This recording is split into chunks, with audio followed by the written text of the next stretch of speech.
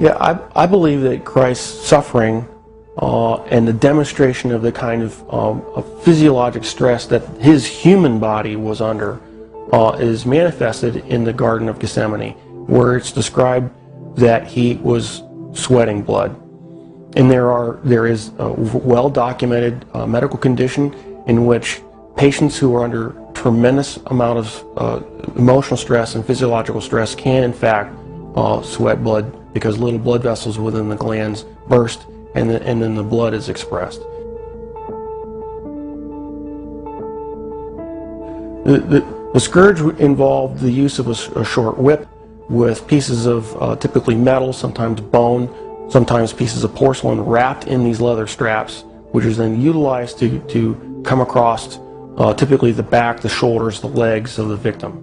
The first few passes across a particular body part would tear through the skin, the fat, but eventually, once the outer layers were torn away, it would start getting in the muscle and the tendon. And of course, along the way, you're ripping through all the blood vessels that supply all those tissues.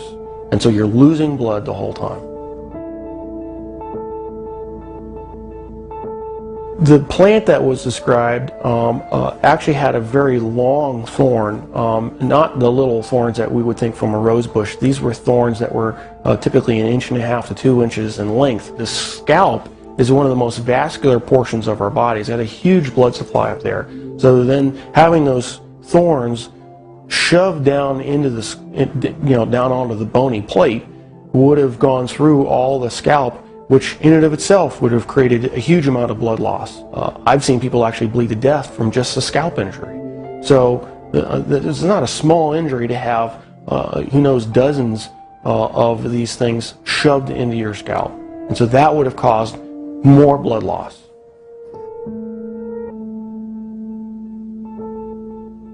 Typically when a victim has to carry the cross, what has been described in the literature, in actual Roman literature, is they describe they carry the crossbar, and the crossbar is estimated alone was estimated to weigh about 110 pounds. And of course, if your arms are stuck out here, wrapped up on the crossbar, and you fall down, you need help getting up.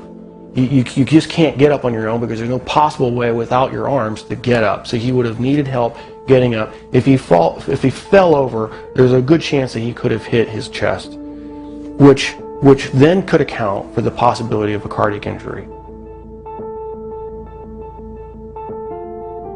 Anatomically, we consider the wrists as part of the hand, and so with the placement of the nails between the radius and the ulna, at that position, it still fits the definition of being in the hand, and it's in a position in which the nail won't rip out, which you have to have a solid point of fixation. Another interesting point about the placement of that is the median nerve goes right straight through that particular portion of the wrist, and so there would have been either destruction of the nerve or impingement of the nerve that would have created a tremendous amount of pain, so that every time you try to take a breath, it'd be agonizing. You'd be pushing down on spiked feet, which of course hurt, and then you'd be hanging on spiked arms. And so you alternate from excruciating pain to excruciating pain every time you take a breath. So even if he survives the actual crucifixion, he would have had to survive what I believe to be a lethal injury from the spear, just to find out whether he was alive or not. What's described is the loss of water and blood, and that would entail either a pleural effusion or pericardial effusion, and the blood would have come from either pulmonary artery, a pulmonary vein, the aorta or vena cava, or the heart itself. None of those injuries, unless you're treated immediately by a trauma surgeon like myself, with all the advanced equipment that we have, would be survivable after even a few minutes. Christ, as the Son of God, could have survived anything. He chose to manifest himself as a human at that point in time and allowed himself to die. And being human at that point in time, he could not have survived this particular series of traumas. It's not possible. Christ as God could have survived anything they threw at him. But he chose to be Christ, the human, at that point in time to die for our sins. And that given that self-limitation of remaining to be human, he died. He did not survive the event.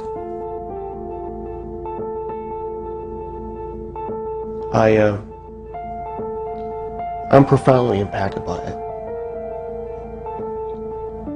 Because I realized the price that he paid was something I would never be willing to do for probably anybody. It's very difficult for me to even sing songs about the cross, even in worship. Because I truly do understand what he paid, the price that he paid.